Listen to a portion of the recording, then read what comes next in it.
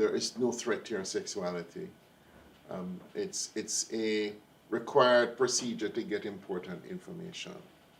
It's not a route to sexual pleasure.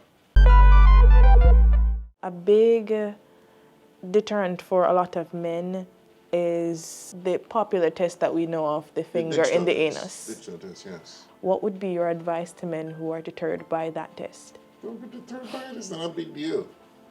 You know, I mean, any of us who have good hygiene, we have to take care of ourselves back there. When we go to the restroom, it's an important incident bit of intrusion to abide. There is no threat to your sexuality.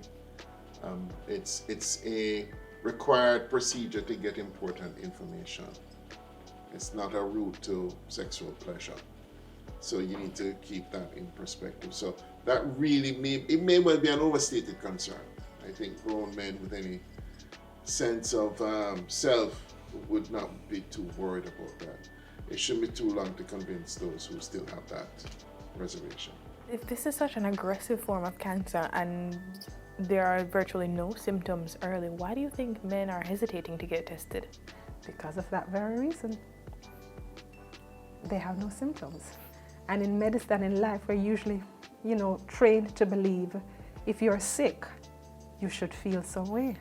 I've diagnosed many a men with prostate cancer and they'll tell you, they'll ask, am I really sick? Because I feel well, I'm exercising, I'm not losing weight, but you have now come and told me that something is wrong.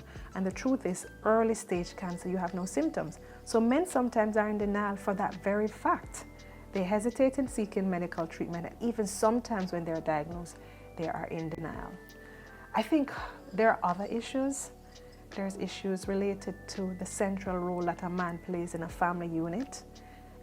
Still for many family units, they are breadwinners, and they perceive that with a diagnosis of cancer, it may affect their ability to earn, even if temporarily, the important role of a male in terms of a relationship for his sexuality.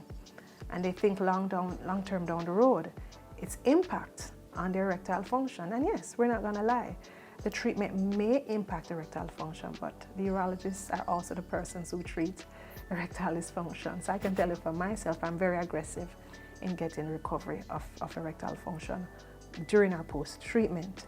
So those are things that impact men in a big way. For some of them, cost is a major barrier. Cost with testing, the diagnostic test, and even the treatment, and the perceived cost that they may be there. I didn't enjoy the thought of a man pushing his finger in my rectum. And even though I underwent it, but I have the glorious opportunity of finding a well-educated, brilliant female doctor who is a urologist, and I research and I am there. And sometimes when I have men who say that to me, that boy, I don't want a man, he finds it invasive, right? I said, I have a good doctor for you, and I've sent persons to there. I've, paid for persons to go there. You know what I mean? I recommend it. There are groupings. I used to work at Jamaica, and I left there in 1990, and I knew a lot of the red caps. So when I am traveling nowadays, I'd come out and they're there and say, Frano and so on.